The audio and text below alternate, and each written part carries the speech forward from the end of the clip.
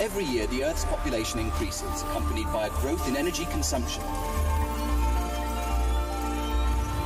New cities, factories, roads and data centers are being built all over the globe.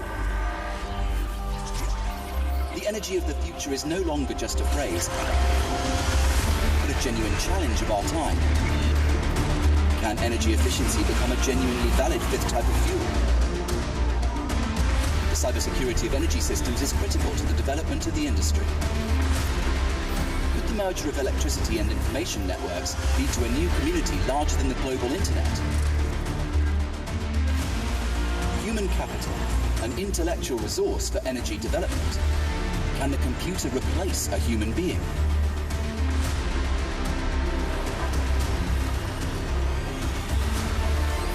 Can natural gas become the leading player in fuel and energy balance? Can oil maintain its leading position today? When the world is changing and unstable, intelligent solutions and decisive action are required. It is time to strengthen energy partnership, a partnership for sustainable development.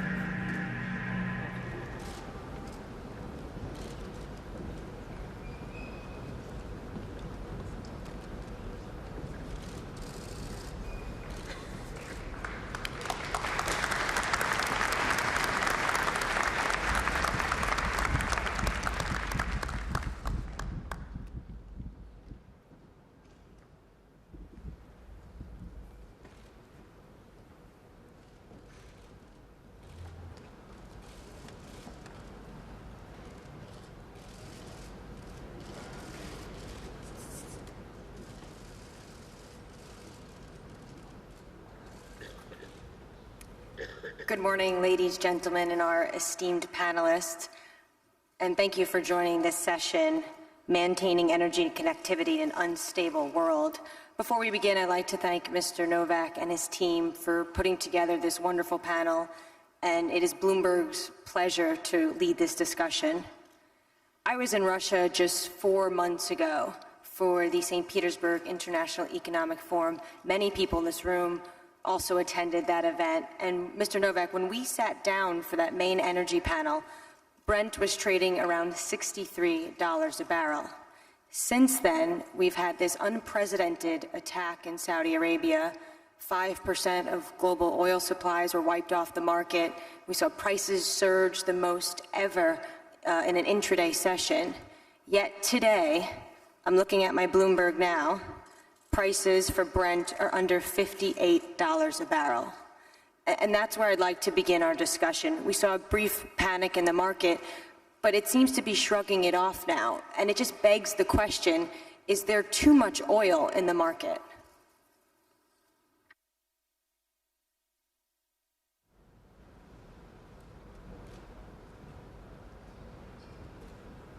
Mr. Novak, to you first. Is there too much oil in the market? Доброе утро. Я просто думал, что этот вопрос вы зададите сейчас моему коллеге, министру Саудовской Аравии, его высочеству принцу Абдуль-Азизу. Ну хорошо, я постараюсь ответить. Вопрос действительно важный, интересный. Мне кажется, что на сегодняшний день у нас вообще нефть является таким индикатором тех колебаний, изменений, которые происходят в мировой экономике, которые происходят на нефтяном рынке. Это, наверное, на сегодня самый рыночный товар. И он очень реагирует на различные новости, на различную ситуацию на рынке. Хотя, конечно, мне кажется, мы должны смотреть в более среднесрочном и долгосрочном периоде, когда мы говорим и про цены на нефть, и про баланс спроса и предложения. И мы видим, конечно, что в этом году, по сравнению с 2018 годом, под воздействием различных факторов спрос на нефть значительно будет ниже по итогам 2019 года. И по оценкам он составит примерно прирост к прошлому году от 1 до 1,1 миллиона баррелей в сутки. А я напомню, что в прошлом году прирост спроса на нефть составил 1,5 миллиона баррелей в сутки. И, конечно, мы понимаем, что очень сильное влияние на снижение спроса оказывает состояние мировой экономики. Мировая экономика в этом году замедляется, рост ее, по оценкам экспертов, составит 3%, а может даже и менее, в то время как в прошлом году прирост мировой экономики составлял 3,6%. Здесь есть ряд факторов, но ключевой из них, конечно, это, на мой взгляд, замедление роста экономики в Соединенных Штатах Америки, в Европейском Союзе, а также в Китайской Народной Республике. Это во многом обусловлено теми торговыми войнами, которые мы наблюдаем в этом году, взаимное введение пошлин на импорт товаров. Мы вот только вчера буквально услышали еще одну новость о том, что фактически Соединенные Штаты Америки предлагают ввести пошлину на импорт европейских товаров, на большой перечень европейских товаров. И, на мой взгляд, это повлияло вчера, как, конечно, на колебания цен. Буквально вчера цены упали на $2 вечером. Но еще, на мой взгляд, конечно же, это статистика, которая еженедельно публикуется. Основная статистика, мы видим основную статистику, которая влияет на показатели и цены на рынке, это запасы нефти в Соединенных Штатах Америки. Хотя, конечно, в США не является обладателем полных запасов мировых, тем не менее, рынок сегодня оценивает именно этот показатель в первую очередь. Во вторую очередь это запасы в странах ОСР. И в третью очередь это запасы в целом мире.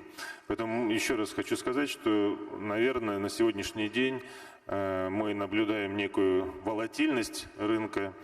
Я надеюсь, что эта волатильность такая достаточно минимальная. При этом мы видим, цены колеблются вокруг $60.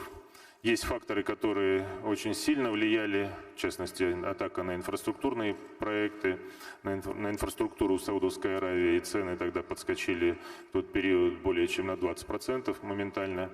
Это, конечно, такие неопределенности, черные лебеди, как я уже говорил вчера на панельной сессии, которые невозможно предугадать. Надеемся, что такие факторы будут минимальные, а все-таки больше будет учитываться при формировании цен баланс спроса и предложения. А он на сегодняшний день более-менее стабилен, и мы видим, что рынок примерно сбалансирован с точки зрения баланса спроса и предложения.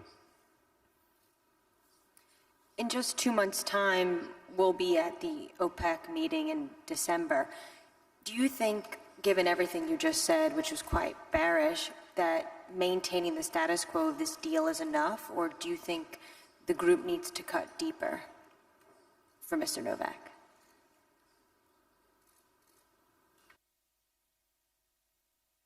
Хотел бы отметить, что последние 3 года сотрудничества, которые осуществляются между странами, входящими в ОПЕК, и странами, не входящими в ОПЕК, показали свой положительный результат.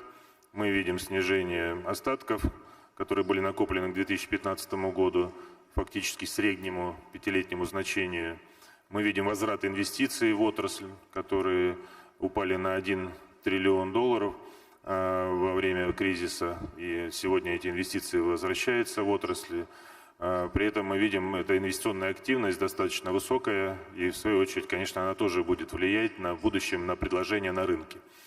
И что касается нашего взаимодействия, у нас в июле месяце, 2 июля в Вене было принято решение между странами ОПЕК и не ОПЕК о продлении соглашения на 9 месяцев до 1 апреля 2020 года. Мы договорились о том, что мы будем, как и прежде, вместе со всеми участниками соглашения мониторить ситуацию на рынке. Мы будем смотреть, если будет кризисная ситуация, мы всегда сможем принять то или иное решение, как в сторону увеличения добычи, так и в сторону снижения добычи. Такая практика была на протяжении последних 3 лет, и она позитивно влияла на балансировку рынка.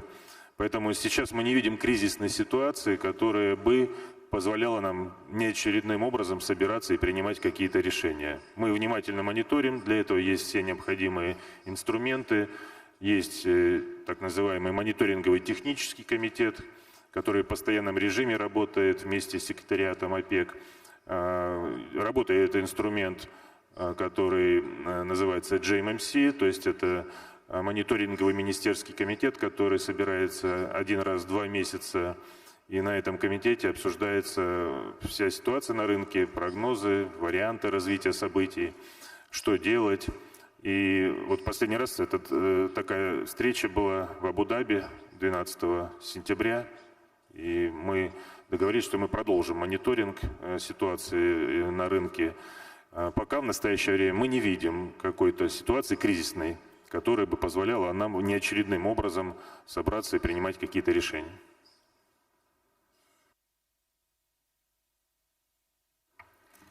Your Royal Highness, you are the new energy minister for Saudi Arabia, but you're no stranger to this world. You devoted your life to the oil industry.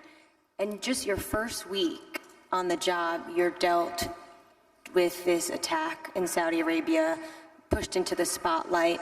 Give us a sense of what those first 72 hours were like, and where were you when Baghaig was under attack?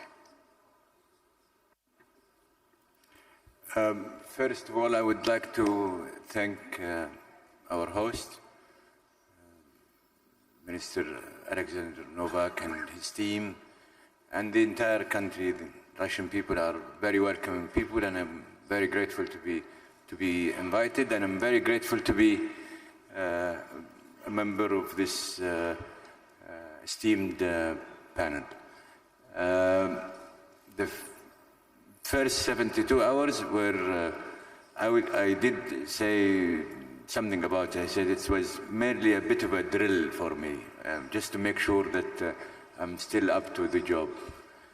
But I wouldn't have been up to the job if it wasn't for the support I got from the rest of the government, His Majesty the King, Crown Prince Mohammed, the rest of my colleagues in the government agencies, Aramco as a company, others who are associated with Aramco, such as our electricity company, desalination plants, industry, and the entire nation.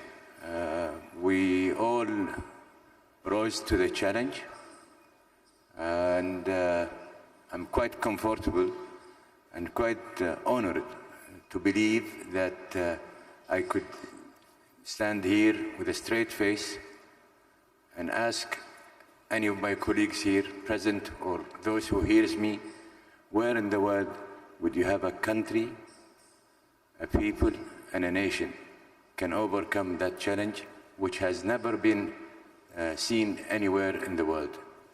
When you lose more than half of your production capacity, when you lose 5% of the world oil supply, and more important, when the attempt is to make you lose your reputation as a reliable, secure, dependable oil supplier.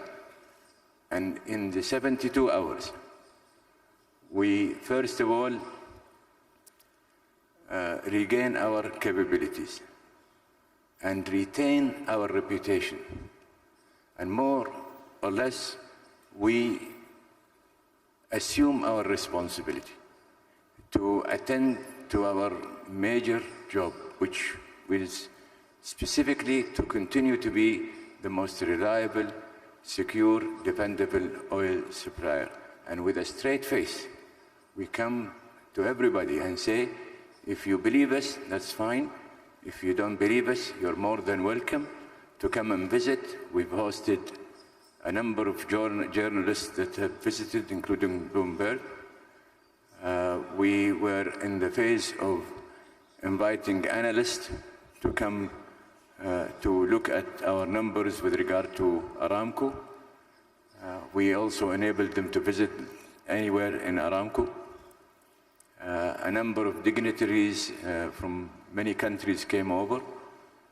I have to, our ambassador here told me that starting the first day of starting our new, touristic visas, 400 registers, Russian registries registered to come and visit. So we even have a quick visa for you guys. 10 minutes, and you can, 10 or 5 minutes, you can get your visa, you can come over. We are driven by a great sense of pride that we don't mind showing our accomplishment. And I mean the word our in the sense of a nation, of how we can bite the bullet and move on. But I want to move on because we, in the energy industry in Saudi Arabia, we've got quite a few challenges. We have an IPO that we want to make it sure that it's the most successful IPO. We are working on our energy mix. We're really working hard on renewables and nuclear and efficiency. We're doing a lot of work on price reforms. We are attending to the ecosystem of entire ecosystem of energy. And therefore, as far as I'm concerned, as far as the people that work with me, intelligent and dedicated people that work with me, we've moved on. We flipped the page, and we're raising up to the new challenges. Yeah, Aramco has done a phenomenal job getting back the 9.9 million barrels a day. And I know you want to move on, but there's one more question about this. The market seems a little bit confused. Is all of that 9.9 at the wellhead or some in inventories? And of the 9.9, is that oil that could be treated, stabilized, and shipped to customers? Well, I have to be, in the beginning, it was stock withdrawal, as you have heard me when I had that press conference in Jeddah. Now, it has been stabilized as a production, yes, but also, I think you've heard some statement from me, Amin, the CEO of Aramco, that we went even beyond 9 of a stabilized production capacity. We're at 11.3, and as we have said before, by end of November, we'll be back up and running. But I don't want people in the market to confuse that with desiring or wanting to produce that 11.3. We have still have our commitment to discharge. In fact, we have an additional commitment. We, by our agreement with OPEC+, we should have been producing 10.3. We elected to voluntarily cut our production to a lower level than that. I commend my colleague and my friend, Minister Novak, for demonstrating that we still have the tool, the kit and the tool to overcome any future challenges that will disrupt what we're doing with the OPEC+. If there are the problem that we see now is there are some concerns about some recessionary forces that are seen somewhat. However, there are a gloomy picture that has been drawn where people are adding more fire to this sense of skepticism about the future. There are things that are real, and there are things that are perceived. And we're driven by if I call it, negative expectation. The only way to overcome these negative expectations is hopefully a quick resolution to this trade issue. I believe that there are sensible people that are attending to it.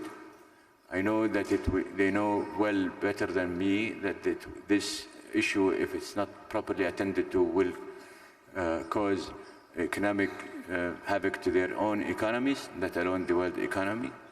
So I'm willing to bet on the sensibility of those people at the final analysis that something will be done to attend to this issue. On the demand side, yes, it's been lower, but people need to understand that if also supply may become lower. There is a general pattern that has been discussed about shale oil and others. I am comfortable to say that maybe people would need to revisit their numbers about the future trajectory of supply. Keep in mind also, and I'm sorry for taking so much time, but keep things in perspective, that 30 to 40% of excess of capacity building is merely just to recover what people are to do in terms of sustaining their own capacity. To do that, it will be an expensive job at lower prices. What I'm certain of is that OPEC Plus is there, up, ready, and we shall do everything to overcome this challenging question. Minister Silva from Nigeria, you were at the last OPEC meeting in Abu Dhabi, the JMMC, and it was at that meeting where you promised that you were going to comply. So we want to know, are you complying at the moment, and what are your production figures? Thank you. First, let me thank the organizers for inviting me again, inviting me to be on this panel. Yes, we promised that we were going to comply, and we put everything in place to comply. Our overproduction was quite small, and it wasn't going to affect too much what we do. So we decided that we were going to comply, and we announced it, and we went back to Nigeria and ensured that we complied. Unfortunately, the events in Saudi Arabia brought a lot of other issues on the table, and we felt that at that moment, we may not be required to comply because of the shortages that were occasioned by the Saudi attack. But definitely we've put everything in motion for compliance, and in October we're definitely going to cut back and comply. Because we believe that the cooperation between OPEC and non-OPEC is something that we need to support. We need to really stand by, because it's very good for the oil industry. And as ministers, our job is to ensure that there is security of supply, and that our investors get at least the fair amount of reward for their investments. So I would just want to stop here by saying that we will comply. Minister Quevedo of Venezuela, you're also the OPEC president this year. Venezuela is, of course, exempt from these cuts because you're under U.S. sanctions. But a new Bloomberg survey shows that just recently, this week, production fell by 80,000 barrels to 680,000 per day. This is a new low from 2003. Can you confirm that number, that's how much you're producing right now? And what are you doing? What steps are you taking to try to restore production in Venezuela?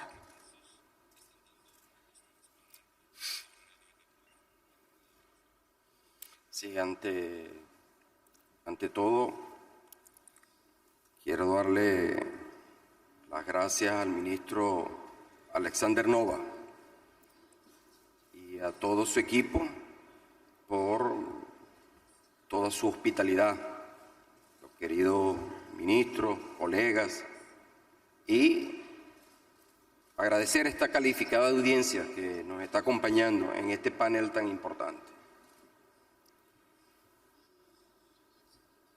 Yo he estado reflexionando mucho sobre la invitación de este panel. Cuando nosotros analizamos los fundamentos del mercado, las proyecciones, los comportamientos de las economías de los países productores, consumidores, el comportamiento del mercado global, energía, alternativa, y todos estos modelos que son eficientemente tratados por profesionales calificados, nosotros podemos hacer proyecciones. Pero tenemos que centrarnos también en las perturbaciones. Tú has hecho una pregunta sobre Venezuela, muy importante. Venezuela ha jugado un rol desde su fundación en la OPEP hasta en los actuales momentos, muy importante, como un productor de petróleo confiable para todos los mercados. Ahora, esa confiabilidad se ha visto perturbada. Perturbada hasta unos niveles de amenaza sobre asfixiar la economía venezolana. Hemos tenido ataques al sistema eléctrico nacional para paralizar la refinería. Nosotros también sufrimos un ataque con drones, pero para atentar contra la vida del presidente Nicolás Maduro. Porque hay objetivos políticos sobre una de las naciones que tiene las reservas más importantes de petróleo para garantizar el desarrollo de todos los países del mundo. Nuestros niveles han caído. Nosotros hemos renovado un plan. Comenzamos con el plan de incremento de 1 millón de barriles para lograr alcanzar una meta de 2.500.000. En el año 2018 fallamos con todo el ataque de las sanciones que tuvo la economía venezolana y específicamente PDVSA. Este año hemos sufrido 4 ataques al sistema eléctrico. Hemos llegado a unos niveles por debajo del 1 millón de barriles diarios. Un productor que en el pasado superamos los 3 millones, teníamos planes de crecimiento de 5 millones.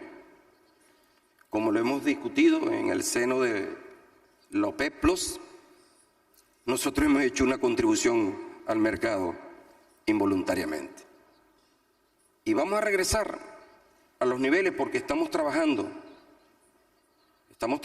con nuestros socios estratégicos. Nosotros vamos a seguir avanzando, pero tenemos que hacer un llamado a la reflexión. El mercado petrolero no puede ser utilizado como una herramienta para atacar las economías del mundo. El mercado petrolero, gasífero, petroquímico, tiene que ser utilizado para el desarrollo de los pueblos del mundo. Nosotros analizamos cada data, que la demanda va a incrementar en tanto por ciento, que la población va a llegar a 9.5 mil millones de personas en el 2040 y que en el 2040 tenemos 28% de petróleo, 25% de gas. Esos números son predecibles, pero también tenemos que hacer un llamado y en este panel, tal vez tenemos que hacer un panel con líderes mundiales para que acepten el compromiso de que las fuentes de energía en el mundo son para el desarrollo de los pueblos. Venezuela está bajo ataque. Nosotros en todos los escenarios lo traemos como un asunto muy importante. En la OPEP y en la OPEP Plus es una organización donde analizamos los fundamentos del mercado, no una organización política per se. Pero es muy importante saber que la economía de los países productores son economías que necesitan un balance y ese balance requiere de la participación de todos los líderes del mundo, porque están los pueblos. Cuando nosotros hablamos de perturbaciones, como es en el caso de Venezuela, estamos perjudicando, son a los pueblos, no estamos perjudicando solamente a una industria identificada.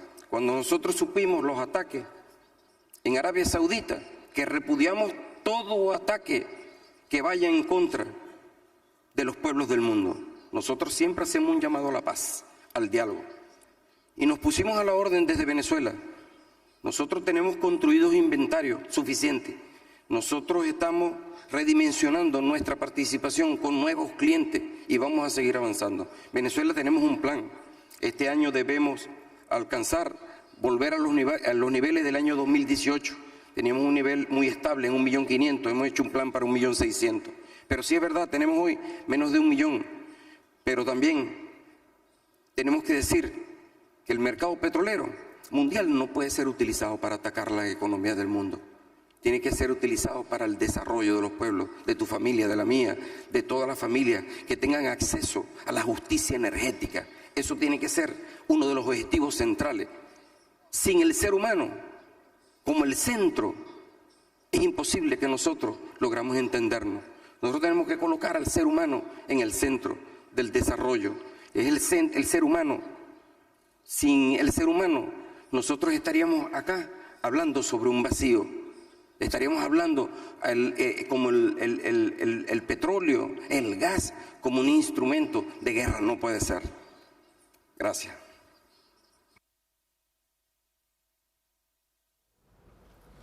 Azerbaijan Energy Minister Shabazov, you are one of the most enthusiastic members of the OPEC Plus family alongside Mr. Novak. We had Ecuador just this week leave a vacancy open, and I'm just wondering, would Azerbaijan consider, do they want to become a full OPEC member?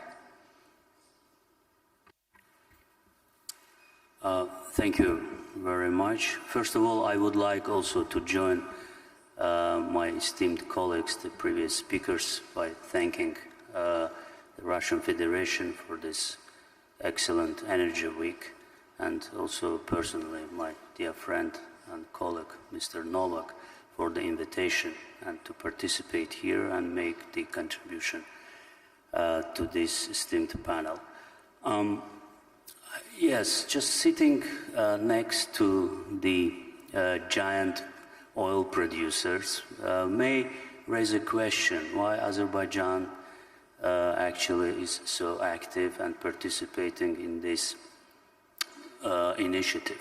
Let me just tell you the short story in how we have come to the OPEC Plus. So in 2016, in February, President of Azerbaijan, Ilham Aliyev, during the Davos Forum, made the suggestion that the OPEC and non-OPEC countries should come together and work closely. So it was December of 2016 when actually the OPEC Plus format was established.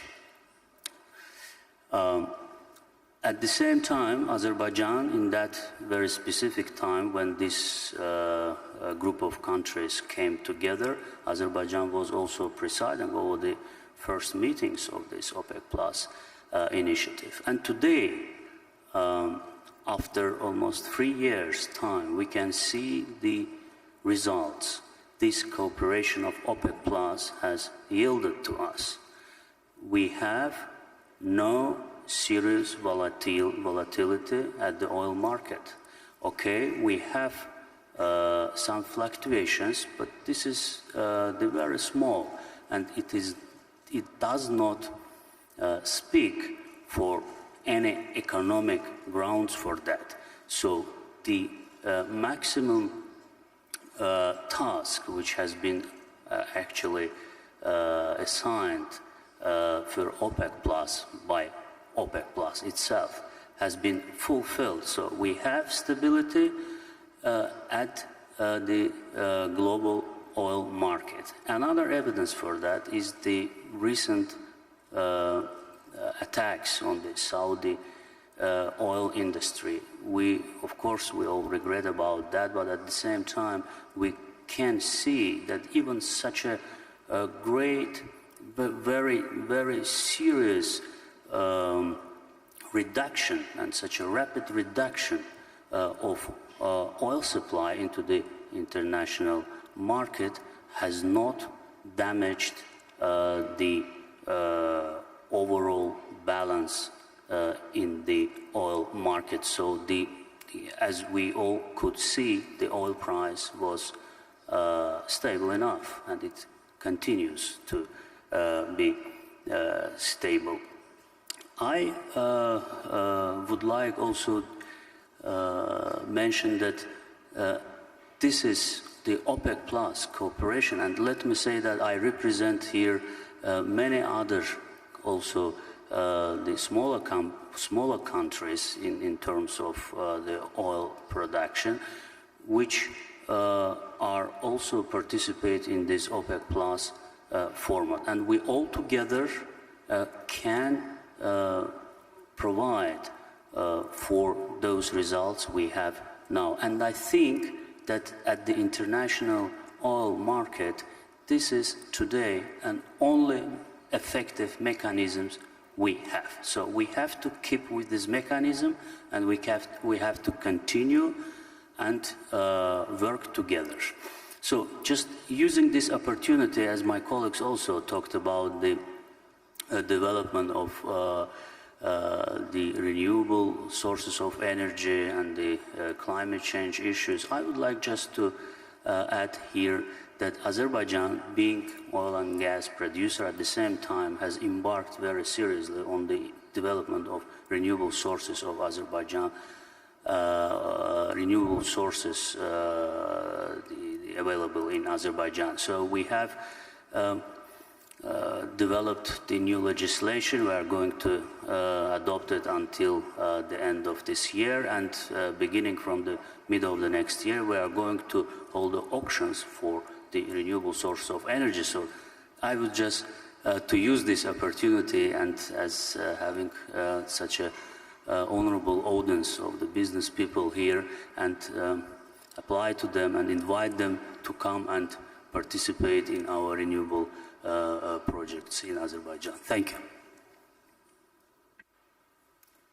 Mr. Elekperov, I wanted to ask you what you think of Russia's role in the OPEC Plus family.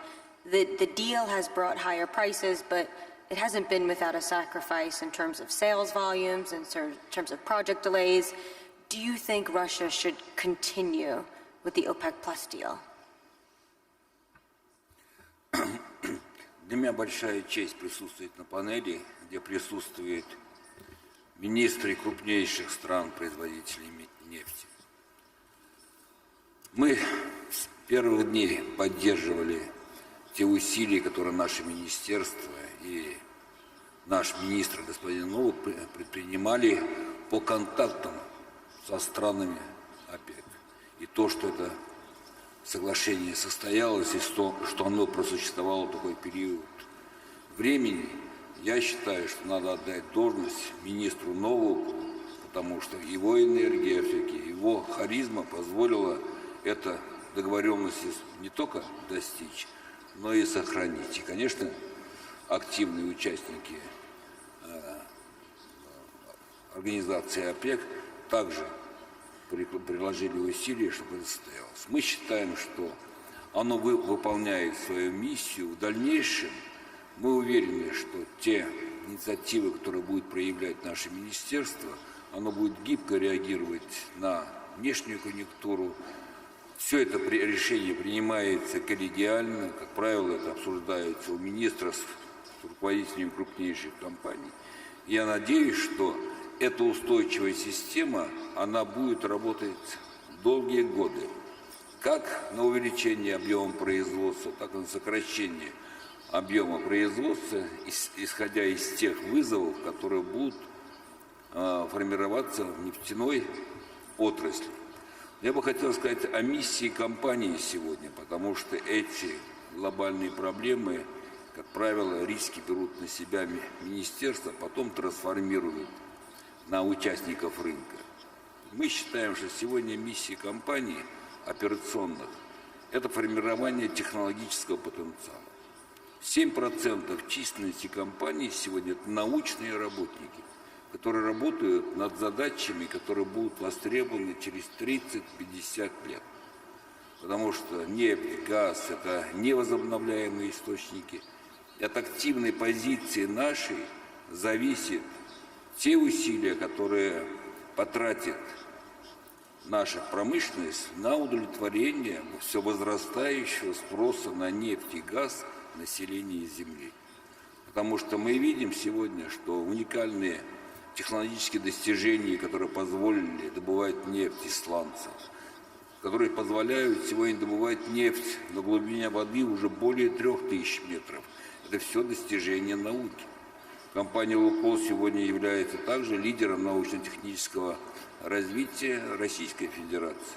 Ежегодно 25-30 патентов мы регистрируем на балансе компании. Сегодня более 500 патентов, которые зарегистрированы официально, которые внедряются в экономику, внедряются в нашу промышленность. Я надеюсь, что это позволит нам обеспечить стабильный объем производства уже за 30-м годом.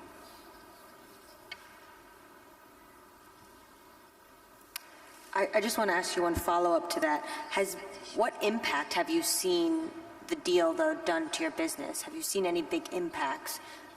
Because you, as obviously most business companies want to grow, has it hurt you in any way?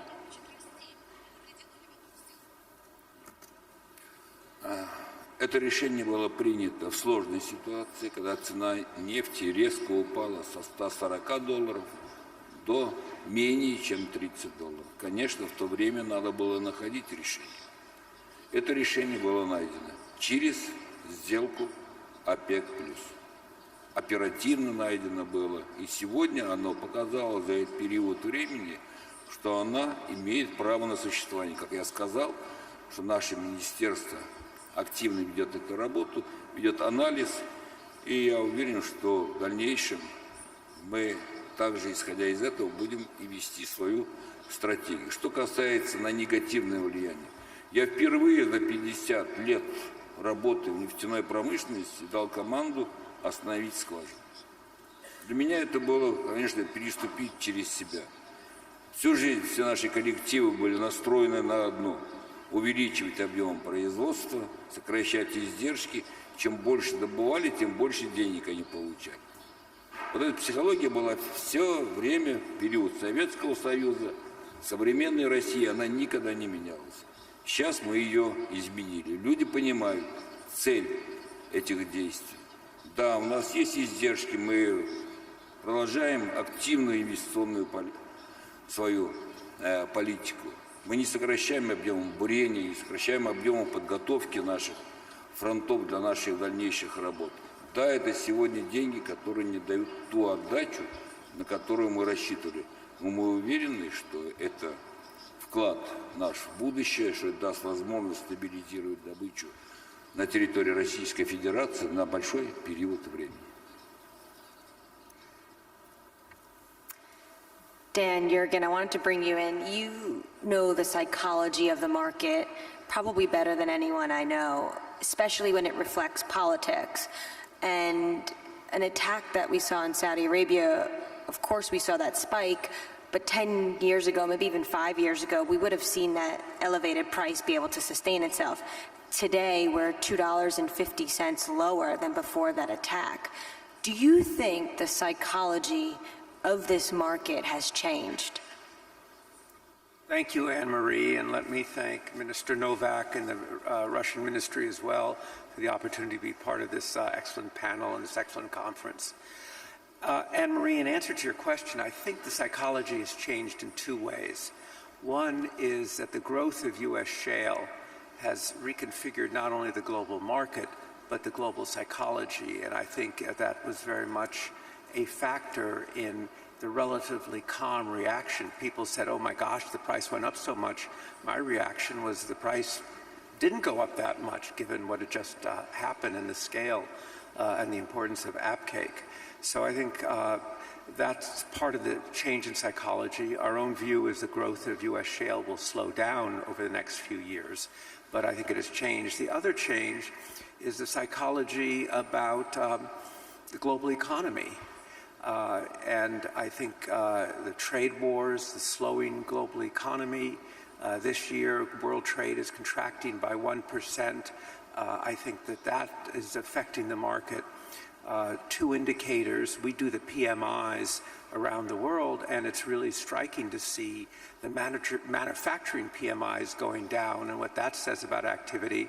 And this morning I was just looking at our index of 10 commodities and our price index, and every single one of them was down. So all of them are sending the message. And I think there's a political overlay to that as well, the psychology that's affecting the economy. You live in England. I think there's a sense that people think Brexit won't end badly, but it might, and that would be a big impact. And I think that what's happening now beyond the trade wars in the United States will have a global impact on the economy and on demand, which is a very unusual situation in the United States right now, where instead of one presidential battle campaign going on. We have two battles going on. One is the battle for the 2020 presidential election, and the other is the refighting of the 2016 presidential election as reflected in this impeachment movement. And I'm sure that this kind of immobilism in the United States that will result will add further to the negative psychology in the world economy, and that plays back on the oil price. Your Royal Highness, Dan is outlining a bit of doom and gloom, trade wars, shale oil. Are you particularly worried the fact that you just were able to get your production back after this devastating attack, that you might have to end up cutting production again into 2020? Well, as a matter of personal philosophy, I don't worry, I think, and I attend to issues rather than sit and in a gloomy type of atmosphere and pause without thinking. My job is to think and find remedies. My job is to ensure that we have enough capable partners to come to attend to these issues as they prevail. I was glad that so many of my friends here and colleagues did mention we do swing on the upside and in the downside. So that shows a great deal of attentiveness to the situation. Let's not forget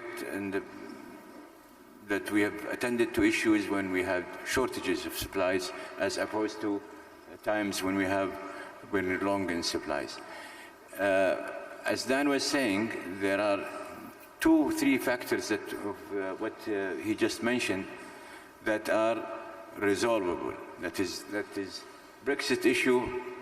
It needs some serious people to attend to it. Trade issues, it needs serious people to attend to it. There are things that would even improve as a result. He was talking about a 1% drop in trade. Well, it was caused by tariffs and what have you. If these issues are remedied, these trade numbers will improve.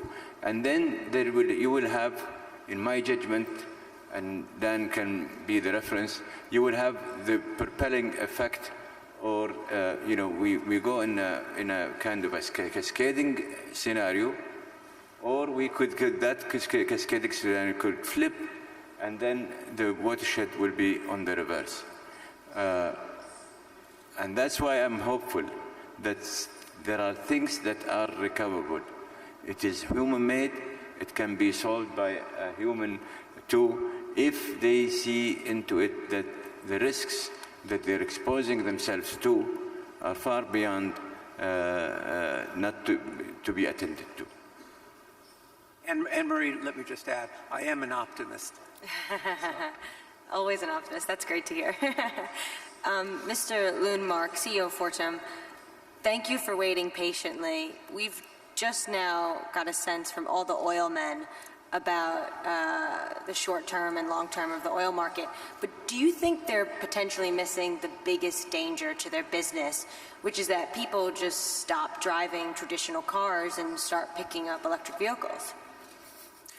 Thank you for the question, and thank you for the opportunity to be here. And not being in the oil industry, it's easy for me to take a role of a challenger here. We are mostly operating in electricity and indirectly gas. Russia is a very important market for us. We are operating gas-fired generation here, and interestingly, we are also now the largest renewables investor in Russia and in many other countries in the world as well. So let me comment the electric vehicle situation. The market today is still quite small. The installed fleet in the world was around 5 million vehicles at the end of last year. So it's a small market, but the point is that it's growing very fast. That installed base was up 57% only in 1 year. So it's a small market that is growing exponentially. And when you look at where the car makers are currently putting their development money, it's more or less all in electric vehicles. a little bit also in fuel cells and hydrogen, but large part goes to electric vehicles. And what we have seen is a dramatic drop in cost. The largest cost element, the biggest cost element in an EV is the battery. And after 2010, that cost has dropped by about 85%. And it is still continuing. And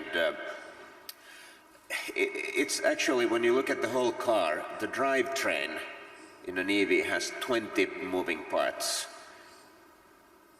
compared to 2,000 moving parts in a combustion engine vehicle. So it's a much more simple machine. Maintenance cost will be lower, and now combined with the battery cost that is coming down, it's expected that sometime around 2025 maybe an EV will be cheaper than a combustion engine car. So I personally believe that this will be a revolution in transportation. It is not the solution to all transportation needs. Heavy traffic is going to be a challenge. Aviation will definitely be a challenge, but it will also be a revolution in our approach to transportation, because EVs will be a great platform for autonomous vehicles, for example. But then the connection to the oil industry is that even in the most aggressive scenarios, hundreds of millions of EVs on our roads, according to estimates, including from Bloomberg New Energy Finance, the oil displacement in these aggressive scenarios may be perhaps 14 million barrels per day. So yes, EVs will be a revolution, but it alone may not be a dramatic disruption to oil demand. And you're getting an electric vehicle as of next week, correct? I'll get my first fully electric vehicle next week. I've been driving a hybrid vehicle for the last couple of years, and I get the first-hand experience starting next week. I just want to ask you one more question about this energy transition and climate change, especially as we're in Russia. President Vladimir Putin just joined recently the Paris Climate Accord, which I think is a pretty notable shift for the country. And I know you have wind farms you're developing in Russia, so there's a lot your company's doing here. From where you sit, how do you see the next decade going in terms of a European utility? What are the changes we should be expecting? Well, the biggest thing that is happening in the European energy debate at the moment is that the 23% of power production that is currently based on coal in the European Union will be gradually pushed out from the mix, and it will be replaced absolutely by renewables, but because of the intermittent nature of renewables, natural gas, both LNG and pipeline gas will play a growingly important role in this mix. I applaud very much, since now I'm here in Moscow in this panel. I think it's a very good thing that Russia decided to ratify the Paris Agreement and in a way join this race. My personal opinion is that we need to find a way in the world to increase our ambition level in the battle against climate change, and it should be done through some kind of a high ambition level global agreement, perhaps to be built on the Paris Agreement. And here we need all the significant countries of the world to join. Mr. Novak, Russia is in a very interesting place when it comes to the climate change debate. On one hand, global warming has given you easier access to some oil, but on the other hand, the permafrost melting can really hurt Russia's heartland for oil and gas production and cost billions of dollars. So I want to ask you, do you think Russia is a winner or a loser when it comes to climate change?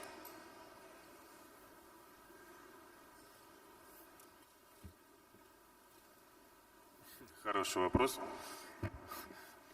Россия очень большая страна. У нас есть и северные территории, и южные территории. Какая-то часть выигрывает, какая-то часть проигрывает. Это следует отдельно, наверное, изучить. Я сейчас хотел бы пару слов сказать по поводу темы, которую Пекка Лудмарк затронул по возобновляемым источникам энергии. Это действительно важный вопрос, и мне кажется, что это будет активно развиваться и активно внедряться в мире. В энергобалансе доля возобновляемых источников энергии к 2040 году будет примерно 15% по оценке экспертов. Но вот про автомобили возникает вопрос. Даже если там количество автомобилей будет расти по экспоненте, как сейчас это происходит, ну, это в масштабах продаж автомобилей и количество автомобилей в мире, это занимает на сегодня мизерную долю, там, близкую к нулю фактически, да? Если это достигнет доля автомобилей 40%, как было сказано, возникает вопрос, а как будут заряжаться эти электромобили? И откуда возьмется электроэнергия на основе выработки из какого энергетического источника? Я недавно увидел одну карикатуру интересную, когда подъезжает на заправку электромобиль, включает в розетку, а сзади стоит дизель-генератор, который вырабатывает эту электроэнергию на основе дизеля. Ну, то есть надо понимать все-таки, насколько будут готовы генерирующие мощности, те же возобновляемые источники энергии, на которые надеяться, что это будет действительно тот источник, который будет заправлять возрастающий объем электромобилей в мире и его потребности. Я верю в электромобили, я думаю, что действительно будет расти объем покупки электромобилей. Но, тем не менее, мы сталкиваемся с проблемой выработки электроэнергии. А по оценкам экспертов у нас на сегодняшний день все-таки основными источниками энергии в мире в ближайшие лет 20 будут углеводороды, 3/4. И газ, и нефть, хотя доля нефти будет падать, но доля газа будет расти значительно. Пока нет ответа на вопрос, какие накопители должны в будущем использоваться для того, чтобы ту энергию, которая вырабатывается в часы пика солнечной активности или погодных условий, ветра, которая должна накапливаться где-то. А это на сегодняшний день очень дорогое удовольствие производства накопителей. Сегодня нет еще в научно-техническом прогрессе там какого-то нового способа накопления, кроме там литий-ионных батарей, кроме различных гидроаккумулирующих станций. Это очень дорогое удовольствие. Кто за это заплатит? Следующий вопрос. Будет ли платить за это потребитель? Поэтому мне кажется, что мы все равно сталкиваемся с тем, что мы должны понимать, когда научно-технический прогресс достигнет того, что будут дешевые накопители на новых каких-то, может быть, используя новые технологии. Я хотел бы сказать, что сейчас по окончании этой сессии у нас будет здесь, в этом зале, награждение победителей глобальной энергии. Они здесь уже в зале присутствуют, я вот их вижу. Они как раз занимаются этими темами. Может быть, они в своих выступлениях что-то интересное скажут об этом сегодня. И, может быть, скажут, что нас ждет в будущем и в какой период времени мы получим новые доступные источники энергии с точки зрения возможности их накопления. Это очень интересно.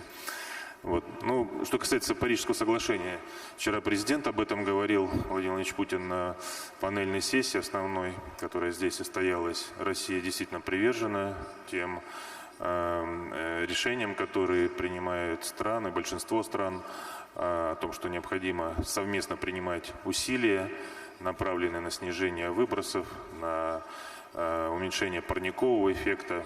Вот.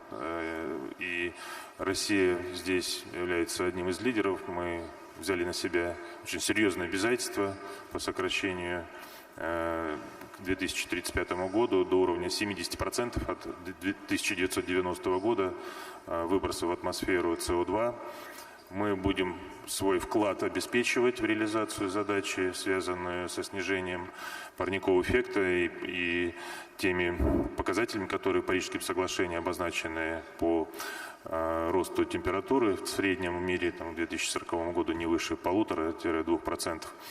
У нас принята в России программа энергосбережения. Мы занимаемся энергосбережением, причем как и устанавливая требования, так и устанавливая стимулирующие факторы, которые позволяют нам снижать потребление энергии на единицу вырабатываемой продукции. Мы также нацелены на снижение энергоемкости нашего валового внутреннего продукта.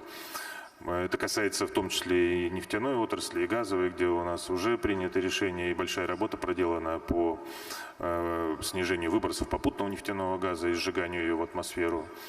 И многое делается. Я могу сказать, что у каждого предприятия, по крайней мере в той сфере, которую я курирую, есть программа снижения программа энергосбережения и повышения энергоэффективности. И наши компании ежегодно предоставляют соответствующие доклады. У нас делается общегодовой доклад по этому вопросу. И мы нацелены на то, чтобы двигаться в этом направлении в общей мировой повестке.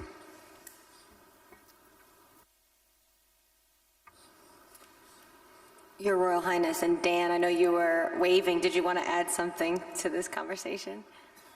No, I just show the same cartoon, but differently. I think it all depends on who is the sender. I saw it with a coal-fired generation. So it depends on who is marketing what. Sometimes you see with diesel generator, but the one is popular. I think it was with coal-fired generator. I think. So I think the message is, let's get rid of coal, and let's focus on clean oil, clean diesel. And actually in Saudi Arabia, we're working with all. We feel that is important to focus on clean energy.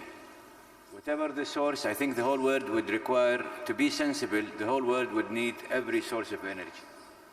The issue that matters the most is how clean these products are and when consumed, and what impact they would make. I think the whole world can congregate around that cause, whereby to be sensible, we cannot ask China to get rid of coal, or for that matter, the US. Funny enough, Germany is using coal now. So we have to use coal, we have to use oil, we have to use gas, we certainly have to use nuclear, such as we are here in Russia, and definitely we'll have to use the sun in Saudi Arabia and the wind in Scotland. The variety is an endowment, and it's blessing, and that endowment should be put in good use. First, in terms of making sure that the way we use them does not create any impact to the environment. Two, we must also use it efficiently, because wasting energy is something that should be condemned. We are so proud in Saudi Arabia. We have launched 9 years ago, and I had the honor of leading a group of young Saudis, and they have done miracles when it comes to efficiency in Saudi Arabia. We, as Saudi Arabia, and one would need to wonder why we should be, but we're moving along to change our energy mix in the power sector, where we will be using 70% gas and 30% renewables. We are working on cleaner diesel, cleaner gasoline. We have quite a few programs in terms of attending to the issue of mitigation, such as carbon sequestration, such as being involved in the ethane mission. We have a record. We have a record in terms of ethane emission. We stand tall as Saudi Arabia for having to really diligently on working on one of the things that we do also. We make sure that emissions are controllable. So I would say we have been a member of the Paris Agreement ever since day one. We have been engaged for the last 20-some years, actually 30, almost 30 years, on climate change negotiation. The Ministry of Energy is the leading agency in Saudi Arabia that leads this. We have an institutional memory way far beyond what any country may have had on this issue. And again, I would like to stress that Saudi Arabia is quite engaged in fulfilling its commitment that has transpired out of the Paris Agreement. We will rise to the challenge. We will discharge our commitments. And not only that, I think we will be able one day to come through with solutions that would help in mitigating all of these concerns. But let's focus on let's focus on the source. Let's focus more on how we make our consumption of energy, all energy, clean and efficient. Thank you. One final question to tie together the discussion of the electric vehicle and maybe lead into the next session. We have several hundred researchers who just focus on automobiles, and the simple conclusion is today we have 1.4 billion cars in the world. 2050, there'll be about 2 billion cars. A quarter of those cars will be EVs. 3/4 of them will continue to be conventional automobiles, which is about the same number of total automobiles we have today. But one difference is that those conventional automobiles will also be a great deal more efficient. Thank you. Let me just say that I can speak here for the whole of Africa and not just Nigeria. We are very committed to this discussion about renewables. But sometimes we believe that the world is moving very fast, almost too fast for us. And we think that the goalpost is always shifted. Oh, we have not still attained our base load. You have. And as soon as we are now getting to the point of stabilizing and moving to gas, you've moved on to the next thing. And we are also to move on with you. Of course, we've signed on, we are committed to it, but the reality is that we're not there yet when we discuss the issue of renewables. That is the truth. I would say that the world should begin to think differently about Africa, at least to support, if we are going to overcome the issue of energy poverty in Africa.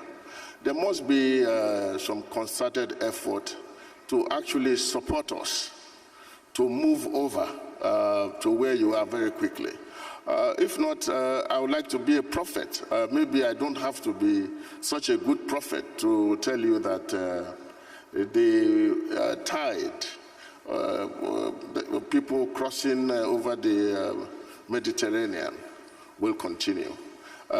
I think that it is time for the world to begin to look at supporting Africa and African countries to move over to where you are. Or, on the other hand, to put the emphasis on cleaning on carbon emissions. I mean, to ensure that the technology already exists to clean up fossil fuel to produce less carbon emissions. So if we can focus on those, I mean, I believe that we will think in Africa that you are taking us into account. But many times, I guess that we actually believe that we are not being taken very much into account when the world begins to talk about renewables and movement to electric cars and so on. We're just about out of time, and I just have one final question for everyone. I think the biggest question facing the market, definitely over the next 3 months, is demand. And IEA has global growth demand for 2019 at 1.1 million barrels a day, for 2020, 1.3. So just a one-word answer from all of you. Do you think next year the outlook is bullish or bearish? Dan, we could start with you. Well, I think this year we think it's more like 950,000 barrels. We are using 1.3 for next year, but it may well turn out to be too high. Since I'm not an oil guy, I'm not going to answer that question, but if I may, with a couple of words, just very quickly say that the challenges that Minister Novak is identifying are exactly the right ones. I'm an optimist. I believe they will be solved. One number to remember, that even in an aggressive scenario for EVs, the consumption of electricity would not increase more than 15%. So this part of the challenge can be solved, but when it comes to the oil market, I'll let more intelligent people to answer that question. Well, next year the outlook is very challenging. I guess we will have to stay and watch how things develop before we react.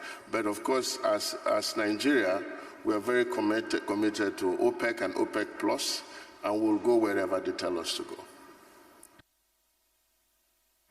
So there are so many factors that impact this question. So the world economic decrease, geopolitical context, environmental issues, again, in which direction it will actually develop. Growing gas reserves, as you know, so many gas reservoirs have been discovered in the world in the recent times. So, and again, renewables and electric cars. So many factors. It's very difficult to say, to give any exact prognosis about that. But oil is and will stay an important energy source, at least for next 30 years. Thank you. Я тоже оптимист, как об этом сегодня сказал и Дэниел Эргин, и Пека Лудмарк. Уже присоединяюсь к числу оптимистов, как и многие на этой сцене. Самый низкий прирост спроса на нефть был последние годы в 2012 году. 0,9 миллиона баррелей в сутки. В этом году будет, наверное, показатель похож на 2012 год. Мы говорили о цифре в 1 миллион баррелей. Поэтому, на мой взгляд, следующий год будет лучше. Будет выше 1 миллиона баррелей в сутки. Fortunately, economists like to talk, so as an economist, I cannot respond with a number because I will tell you demand will depend on the world, the health of the world economy, resolution of political issues, trade issues, blah, blah, blah, blah. You know, they all, however, just to hedge and make sure that every economist does not make a mistake. I would, if you allow me to answer this question in an inverse order, because people are focusing on demand and they're not focusing on supply. They're taking supply of future supplies are for granted. And I'm really worried about this prognosis because I believe that what supplies that is being projected in the next year or so may not happen. And Dan was just mentioning a while ago his concern about some supply sources that may not materialize. Be it as it may, I'd still also look at what would be the price prevailing at that time, because that will also have a much say of both what will happen to supply and eventually what would happen to demand in a comprehensive way. But as an optimist, and I need to be an optimist to carry on, we have the tools that enable us with OPEC Plus to be attentive to these issues. Thank you. Desde Venezuela queremos ser optimistas. Hemos tenido suficientes perturbaciones en el año 2019. Vemos el año 2020 para seguir alcanzando esa estabilidad que dentro del marco de la Declaración de Cooperación de los países OPEP y NOPEP, un trabajo impresionante con unos resultados positivos para el mercado, lograr la estabilidad del mercado petrolero mundial. Esas perturbaciones del año 2019, dejarlas atrás. El año 2020 hay economía de países consumidores que van a seguir creciendo. Hay los jugadores importantes desde el punto de vista consumidor, los productores, siguiendo sus inversiones. Nosotros vemos el mercado petrolero mundial con mucho optimismo, estabilidad. Eso sí, no vamos a atender llamadas de ninguna naturaleza recibiendo instrucciones. Nosotros las únicas instrucciones que atendemos son las del diálogo, la paz, el desarrollo de las naciones. Mucho optimismo de Venezuela para la estabilidad del mercado petrolero para el año 2020.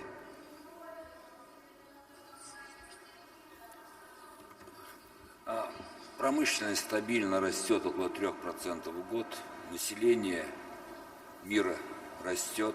потребление энергии растет, поэтому мы должны сегодня нацелиться на том, чтобы удовлетворить этот спрос в энергии. Потому что сегодня говорить уже о нефти, о газе трудно.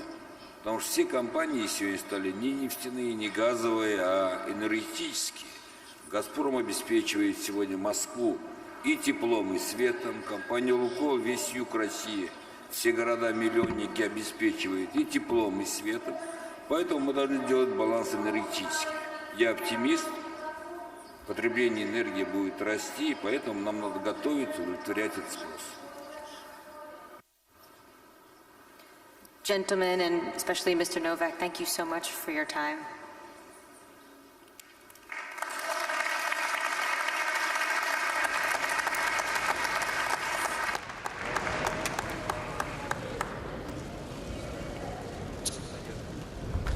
Дамы и господа, просим вас не покидать свои места. Торжественная церемония вручения Международной энергетической премии «Глобальная энергия» начнется через несколько минут. Церемония будет транслироваться в прямом эфире телеканала Евроньюз. Пожалуйста, останьтесь в зале.